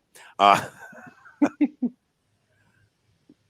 I mean, listen. This whole thing is what it is. I'm not defending him, not saying anything. So, I'm not trying to be like, true? By the way, is that comment true? I don't think so. Okay. I could be wrong, but I don't think it's true. I never heard that. I've never heard that before. I've never heard that before either. I think it could be a good 1-2 punch, and I don't want to move on from either one. One, because I don't know about the second one, and I really don't know about the first one. And I'm a I'm a competition guy. Let them go to camp. So when it was the Browns, and I tweeted this out, when it was the Browns versus Chiefs, and Mahomes got hurt and left the game, I was like, maybe the Eagles were right in valuing the backup QB position as much as they do. Maybe, but I don't want to admit it. So, like, you might have a point that, like, maybe it would be best to have both of them. I don't know, but if at least you feel like if one went down, you know why you said? Because then Howie's like, fuck it. It may be good to have both of them. Fuck it. What's better than 2, bitch? 3. Like, that's the type of shit you fucking do. You can be your boy. Justin Fields. Oh, goodness gracious! I'm telling you, number 6, Justin Fields. If they draft Justin Fields, Tom, you better get a jersey. No. You know what they'll do? They'll draft Trey Lance. Oh. They'll be like, we got less games to win. Big Carson and Little Carson. I'm just kidding. Oh God. It's fucking shit show, bro. Like, but the Eagles did something so ass backwards by just the way they've handled the quarterback position. One thing ass backwards. Don't you think, Pete? Don't you think they brought all these guys in from Indy for him too? Yeah. For who? Wait, for which one? I think Carson. But see, this is the thing. I think they did, but I don't. You're know not getting Frank, so they took Frank's guys and brought him here for Carson. Closer. But what is it that we don't know what the fuck he wants? We don't know what Ginger used to be my Ginger Jesus, and I will not forsake my Ginger Jesus, but we don't know what he wants, and that's the problem. You see what I'm saying? That's where herein lies the problem. And everything that's coming out, because it's so easy to kick somebody when they're fucking down. It's so easy right now for us to put a post out there and say, oh, sources say that Carson wants to be traded to Indy, or there was one comment that they said a Colts player tweeted that Carson and the Colts jersey. Fan, like, we can do all that shit. And that should we get so many clicks and so many hits because that's what's hot right now. But to come out and write a story and say, hey, talk to Carson, he wants to stay in Philly. Motherfuckers to pick that. Nobody wants to hear that shit right now. You know what I mean? And but like, unlike Tom, I'm like you, Chrome. I want to hear from my fucking QB. If I'm being led, if I'm a player in that fucking locker room, and I'm on contract to be an Eagle next year, and we just got a new coach, and we're going to be one of the first teams to go into OTAs or whatever because we have a new coach. You get allowed at that extra time. I want to know who I'm looking to as my QB. You know what I mean? I want to hear from that person. I don't want to hear from him, right? But silence doesn't automatically mean he's guilty of anything, is my point. And I'll stand by that. Like, I would like to hear from today's culture, in today's culture, though, you talk about 2021. Like, I'm just saying, right? Like, again, this is the toughness of somebody, right? Like, oh my God. Pete, you said kick him. Shut up. You said kick him when he's down, right? Like, if you're down and people are kicking you while you're down, are you just gonna lay there and take it like a little bitch? Like, that's my problem. No, you're gonna at least try to get up. And the fact that he doesn't even try, like, there was an extreme case that was in the chat somewhere. I don't remember where it was a while ago. Somebody said it's like being accused of murder and you didn't do it, but not saying anything. Like, you go on trial and everything, and you don't even say anything to defend yourself. You don't deny it. You don't accept it. You just say nothing, like nothing. Now the guy's on trial. Yeah. And that's the point. Shut up. You know what I'm saying. But point. Some people really think he's on fucking trial. But that's my point. Yeah, he is. I mean, by the court of public opinion does have him on trial, whether we agree with it or not. But that's like point. You hit it right on the head, Pete. It's like being kicked while you're down and not doing anything to stop it, not doing anything to defend yourself, to get away. Right. You're just like they're continuing to get kicked and doing nothing. When you have the ability to. When you have the ability to do something. You have all the social media. Carson right now, listen, since we do these analogies and draw these lines of comparison, Carson right now is being the bitch from, not the bitch, sorry, wrong word. Forgive me. Courtside Karen. I didn't mean it. Take it back. You almost made it through a show without saying it, Pete. That would have been 2 weeks in a row. It would have been 2 weeks in a row. Crumb. The chick from right now, I feel like Carson is the chick from 50 Shades of Grey, sitting at the dinner table with the balls and her new, you know what? Because that's what he's so submissive right now. He is. Tell me he's not. You like you said, you keep getting kicked and you refuse, even though you can have the red button right there to get up, and you just choose not to get up. You choose to get up in that blind and go hunting for pheasant or whatever type of foul. Hey, Carson, it could stop. Here's your safe word, okay? The safe word is raspberry. All right. Never hear the word again. Never hear the word again. And the thing is, I wonder if his agent, do you really think his agents are saying, don't say anything, or they're checking in with him and saying, I can't imagine. First of all, if his agents are saying don't say not even a tweet like Tom said, advice. Terrible advice. This is like Mark McGuire in front of Congress talking about steroids, saying, I'm not here to talk about this. I'm here to talk about moving forward. Like that's the same kind of representation that I'm saying. So to me, this has to be his choice. And if it's not, then he needs some new representation around him. I'm here, baby. I'm here for you. And we'll smoke the media. Me and Carson run a fucking book about it called Fearless when we're done. So Tom, what if he comes out and he says he wants out of here? What do you do then? Bye, girl. I'm not a fan of like a player over my team ever. So like that's not my style. You know what I'm saying? That'll never be my style. Period. Okay. Unless it's Joel Embiid. I knew there was one in there. An asterisk somewhere. Everyone's got their one. Asterisk talk. Everyone's got their one. Pete, your thing earlier, because you were saying like, what do you think you could get back for him? I want your guys' thoughts on this. Like, I honestly believe. Keep in mind, Matthew Stafford is a gunslinger. Mm-hmm. Okay, gunslinger. He's also 32 years old. Not extremely old at today's NFL quarterback anymore. Got 2 firsts and a starting quarterback back. Okay, I don't think you leave a room for an offer unless you're getting at least 2 firsts back. Okay, and to me, if you want Carson Wentz, it's 2 firsts, and I need a defensive player under the age of 26 that's a starter. I don't give a rat's ass where he plays. I don't care where he plays. Look at it this way. I don't think you get a defensive player though, but I get you. I see. That's why I came up with that scenario. I can see them if they want to move off that contract that bad. You swap picks with Denver. You give them Carson. You get the 1 next year and maybe a 3 next year. You move back 3 spots, and you take your pick. What I think in terms of, I mean, you definitely could be right. I would agree with you, Tom. But I will say what the floor is. It's definitely higher than what What the heck? Jared Goff value. Chuck said a name wrong. I said it. Did he say Wall? No. We got him. They got me. No, Goff.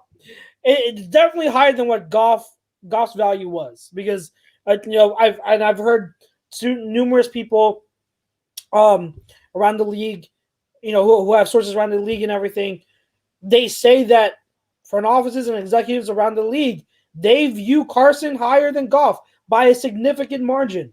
So consider that Goff, and the reason why I compared to Goff is because because Goff had the contract, you know what I mean?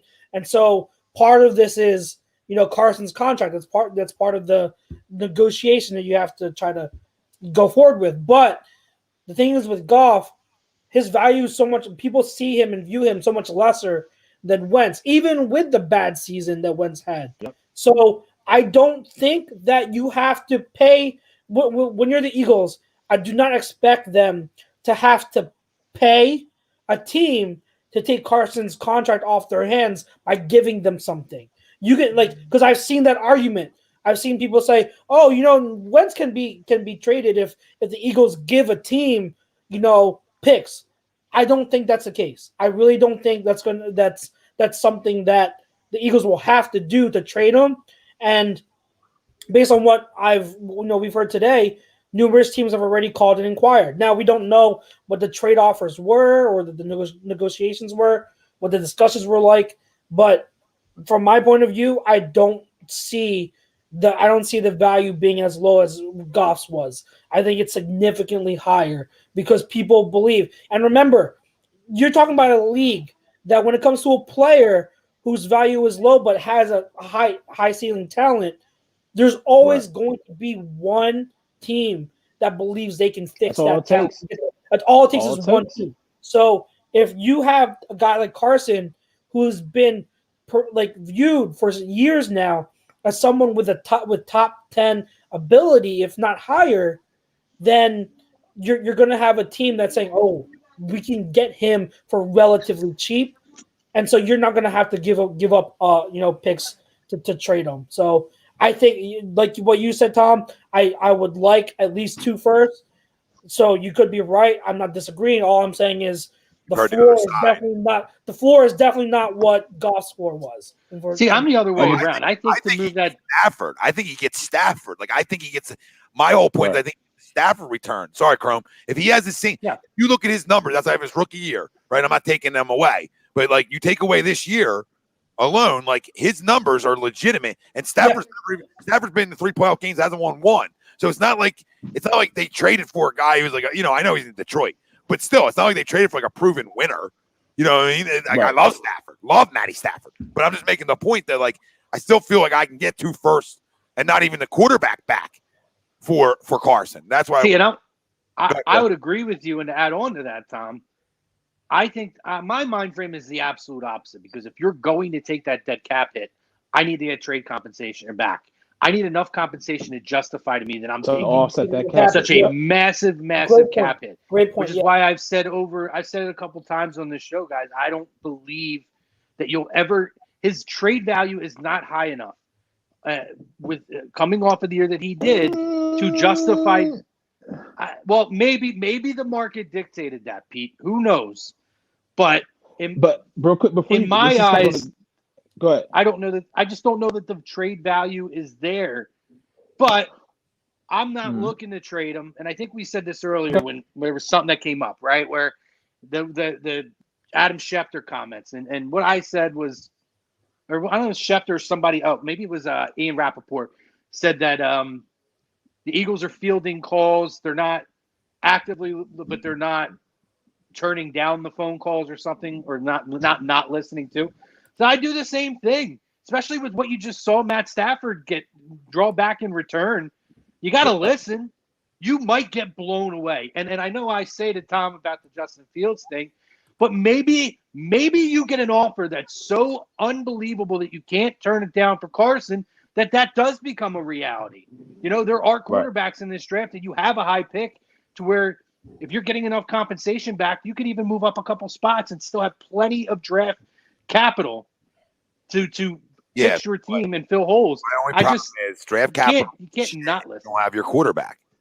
So, right, but I'm saying if they have the capital to say go up and get a quarterback that they want, that if they get something that blows their socks off for Carson, and they say, you know what, then we can go out in the draft this year and grab one of these top 3 quarterbacks. Especially with the move we just made with Carson, and we got all this draft capital back. So another quarterback controversy? No, I don't think Jalen Hurts is the guy regardless. Well, that's not for you. That's for the media, and they're going to make it into another. Oh, I don't care what. I mean, good. Then you're going to care. We're having this conversation after next year again. I love it. Bring it on. Let's do it. Oh, goodness gracious. Real quick though, I would say this. Can we bring Ryan Fitzpatrick in while we're at it? Can we bring in Fitzmagic while we're at it? Really make me happy? Now you're getting ludicrous. But every QB that you take off the board, now Stafford's off the board, once his value goes up before the draft, teams are not going to be willing to pay. If teams aren't willing to pay and settle for pay what they want for Deshaun Watson, I mean, outside of Wentz, I mean, you may not have another better option. Are you going to trade for Sam Darnold or trade for Carson Wentz? I mean, which one are you going to do? Wentz. You know what I mean? If you're a team, obviously, so that's why I said the market may dictate his value and increase it higher than what we originally think. And a lot of us, I do think, even in the comments, well, we can't get back at first. I just think you're too close to the situation. You're not. Listen, today, if the Dolphins offer you two of their first round picks, do you trade Carson today? Yes. Me, I mean, just because if you're willing to listen, it means you're willing to move them. You see what I'm saying? If you're willing to listen, that means you're willing to move. Like, you're literally entertaining the idea more than a 50-50 shot that you can see the franchise without him being here. You know what I mean? Or 2025. No, we're gonna draft Josh Fields or Trey Fields or Justin Lance. Yeah, if we drafted Trey Lance, you guys won't see me anymore. Bro, No, I don't know. And all this goes back to Tom's point. The Tom. two people running this organization, you just don't have. Just don't have no fucking faith in them. Listen, my counterparts on this screen with me right now. I'm the one who every year says, "Listen, these bitches is always on their nights for what they do." Some have believed more than me, and now I feel like they have crossed the line to the dark side and said, Howie, I've been saying, Howie, I haven't trusted this snake bitch since the grass was cut back in the whole Chip Kelly shit. Because he, regardless of what happened, how Chip earned, how that whole shit played out, Howie threw the first punch and fired Tom Gamble. That was it. After a 10-6 season, no good fucking reason to fire Tom Gamble. He threw the fucking first punch. He threw the fucking first punch again when he listen. I love Nick, big dick. We've always talked about it. He won a Super Bowl. You so high on Nick at the end of the 2018 offseason. Don't be scared, because you don't win chips by being scared. You know what I mean? Every once in a while, I can't believe I'm saying this. Every once in a while, you're a team that lucks into a fucking Super Bowl. And right now, you want to retool. To your point, the way you retool is by trading Nick for whatever you can get for him when his value is the highest, and you continue your retool. Right? I mean, it's a simple process that you just pointed out there, and that's what gets this guy in trouble. And the fact of the ego. You know, Gamble's one of them ego moves. I mean, these ego moves we've seen too many times. And that's what's concerning about this whole thing. I want to have so much positivity with brand new life in the building, right? Like young life, which I'm really like hopeful for. Right? These guys just continue to ruin my mood. They ruin it because I like truly believe they're gonna fuck up at 6. Like I just got a bad vibe now. Now you got tonight, I got a bad vibe now. A lot of bad vibe. So what if Miami offers you 3-18 for Carson and 6? Do you make that deal today? 3-18? 3-18 for Carson and 6? Yeah. Yes. I need to think. I can't give an answer. If I'm doing that deal for the fact of then I ensure myself I'm getting a young QB. That's one. And then I get 18, I get another side of the young player, and I'm getting all that fucking money off my books. No. You want 6? You want 6? You can have 6 too. Okay?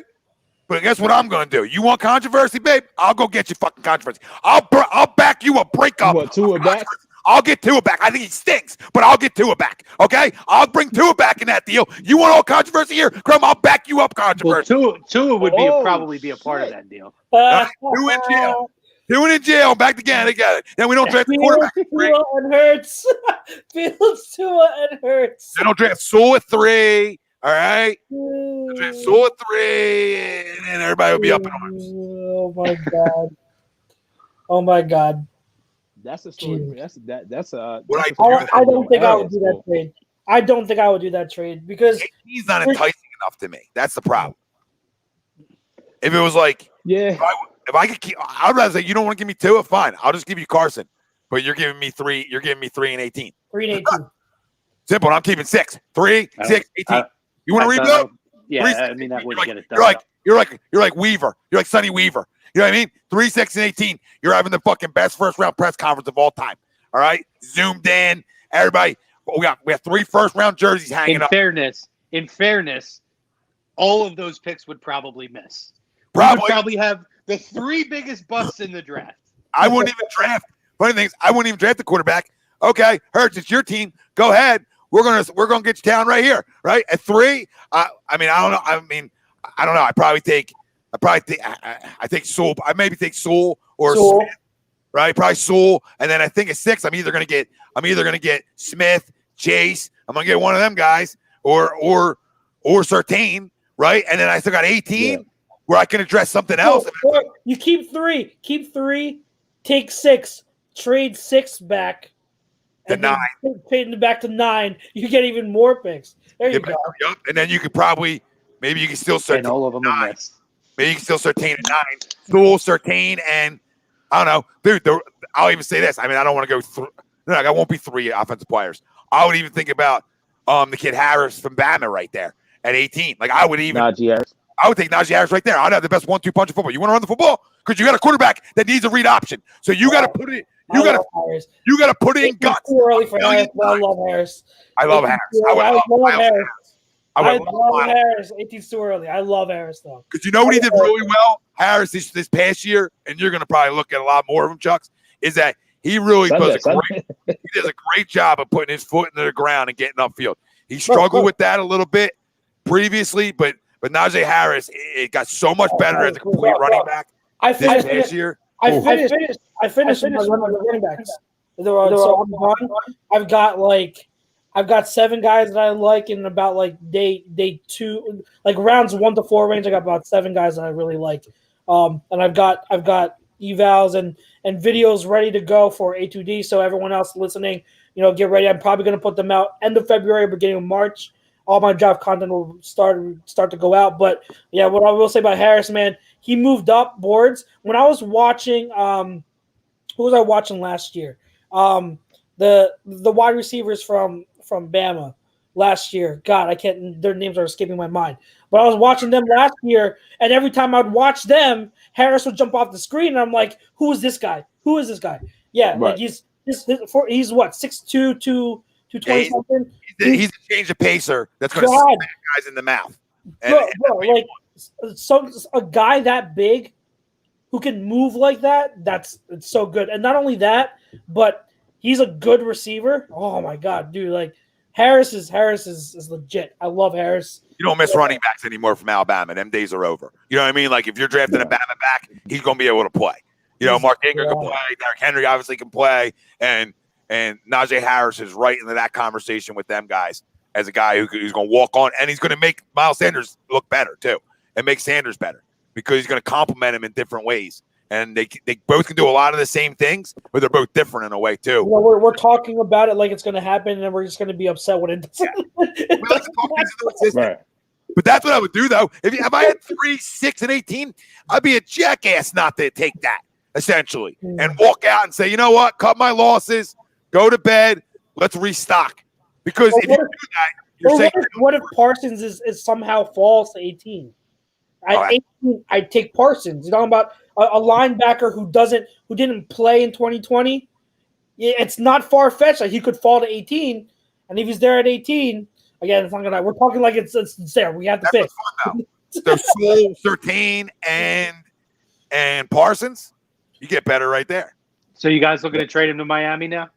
You guys sound really excited about it. We're talking about it like we have it. It's not gonna happen. You all sound real excited. Like, wow. Oh God! What do you mean? Because I disagree, and I know Chucks may not on this one, but Miles hasn't showed his a consistent enough ability that at times to get that foot into the ground. He does it at times. He's gotten better with it. I think that he's gotten a lot better at it. I think he ran hard a lot of games, but my point, I think the point is here that they're 2 different types of backs. They're not. Miles isn't. If anything, my one concern with Miles going into next year is his health, and can he maintain 20 touches a game on a 16-game season and into the playoffs? I don't know. He might be like that Kamara type of running back. Who Kamara is an elite talent, we all agree. But Kamara, he's not the volume type of runner who's going to run the ball 25 times a game. You keep him. I'll take a step into the house every Sunday and call it a day. Exactly. So I call it a day, but you know what I mean. Like when you have Sanders, it's not that he can't do it all. It's that, to me, the biggest issue is, man, you want a guy like Sanders to be You want a guy like Hey, if it does Miles? happen, you heard it here first, and you already got the first trade breakdown already. Well, Chuck, You guys- why was Miles' rookie year so good? Because he had to change the pace back in Jordan Howard for the And then he was fresh the second half of the year. So you want Sanders, you want Miles to be fresh going into the later part of the year and into the playoffs when the running game becomes even more important. And so if you want like your running backs to be fresh, you got to have at least two good ones. So I agree. You need a running mate with Miles, and it's not to take away anything from Miles. Guys, I have Miles logo sticker on the back of my freaking laptop. I'm not. You're talking to this guy who believes in Miles maybe more than anyone else. So I know what Miles can and cannot do, but I'm also saying like you have to be at least concerned about his ability to carry a full workload. Chuck, And this doesn't mean he can't be featured. Yeah, It's just- everybody in football needs compliments, right? Yeah. Like nobody understands that. Like everybody usually needs compliments, and then there's greatness that doesn't need compliments, right? And there's greatness. There's really damn good players and Pro Bowlers that thrive off of compliments. Like they just do. And you're right. Like we talked about this last year when people were like, "Oh, Miles needed more touches early on in the year," but once November hit last year, middle of November-ish, he was off and running because he was a fresh back. Fresh, yes. Doug loved having fresh backs in November. Again, look at, and I'm not saying Miles is him, but just look what Kamara is every year when he has a runner with him. Mark Ingram, Murray, and then you have a Murray. Yeah, like he doesn't have to get 25 touches a game, but he's still so effective, especially later on in the year. And I think that's where we have to be like, okay, like I don't think it's, and I'm pretty sure you agree, Tom. Like it's not that you have to draft a running back in round 1 or 2, but you got to get at least someone that's competent to run with him. You got to have a good running back there to help him out. Yeah, that's round 3. Fine, I don't give a shit when you get them. Yeah, the guys get running backs in round 3, 4 all the freaking time. Mm-hmm. It's not new. Yeah, exactly. Fam, this was a great. I wasn't saying that. I was saying that he went off. He went like he helped him because he didn't need to be essentially the main guy right from Jump Street. Yes, yeah. He was fresh. That's part of what I meant. So he helped him on that. Fam, this was a great conversation. A lot of fun. A lot of arguing. Having conversations, breaking down trades that haven't happened yet. Told you if it happens. It happened here first. You already got your first trade houses. Anyway, time for us to go, guys. We got to defer. The Hockey Happy Hour's got a big night tonight, and we want to make sure that we steer everybody over to their big night tonight. Colby Cohen and Riley Cote joining the Hockey Happy Hour. So we want to make sure that you guys have time to jump over there. We got to pay our bills, and we got to show love to our sponsors first. So, hey, Dr. Paul Vidal, Specialized Physical Therapy. He's our doctor. He's the best in the business in Burlington, Cherry Hill, New Jersey. You'll find him on the web, specializedphysicaltherapy.com. No appointment necessary. Get any kind of body issues, aches, pains, all that taken care of. Hit up the doc. Also, as we mentioned already, Body Check Wellness. Guys, bodycheckwellness.com, promo code A2D for 20% off. Riley's on tonight. They have a package, a special value pack that they sell that they're going to have 40% off on. I remember what the full amount was. Well over $200, but you can get it for $119, I think, right? Yep. $119 tonight or $199. $269.99. You get it for $119.99. There you go. $119.99 tonight. By hopping on there, checking it out, they're going to drop that promo code on the show. It's already ready. It's ready to go. So if you're ready to go before the show even comes on, you can go on bodycheckwellness.com and it's promo code wellness, and it's for their THC-free wellness box. There you go. Wellness box. So make sure you check them out. Happy to be partnered with them. And again, guys, really tough time right now for everybody. So we want to make sure that you're taking care of yourselves and taking care of the people around you. Mental health, addiction issues right now, major thing in this country. We're happy to support the Counseling Center and Sunrise Detox. We talked a lot about it earlier. Rob Lutman, one of our close family members here, doing phenomenal things over there with that crew. Dial that phone number, 856-651-8117, for yourself, for your loved ones, the people around you, anybody you know that needs help. It's a wonderful resource and opportunity. Please reach out to them. And last, and certainly not least, major fire on the Atlantic City Boardwalk. And one of our sponsors and close friends, John, lots of damage there, guys, and we're trying to do what we can to help them out, to try to help them get back on their feet. So we have a GoFundMe that's out there, and it's dropped in the comment section for All Campus OC. And listen, please donate if you can. Doesn't matter if it's a couple bucks, whatever you can. If you can't, guess what? No problem. Just share the link, because the more people that see it, the more it gets put out there, the more opportunity there is for people who could possibly contribute. So please keep them in your prayers. Keep everybody who suffered issues from that fire, by the way, not just All Campus. There's a major, major issue down there. And do what you can to help us out and help them out. That's it, boys. Great conversation for myself, Big Dad, Chucks, Pete. We'll have Jeff back on with us next week. We appreciate you guys. Stay tuned. Lots of other fun announcements coming here on A2D Radio this week. Make sure you're checking everybody out, all the wonderful shows here on A2D. And hey, Big Dad, if we don't see you and it does happen, good luck with the little one on the way. If anybody knows me, man, that dude's coming Super Bowl Sunday. So you know it. You know Yeah, it. We're on baby watch for Big Dad. that's his due date. That's his date. I mean, that's his due date. So Nice. yeah, we got baby watch for Big Dad. So for all of us, have a great week. Stay safe. Look out for each other.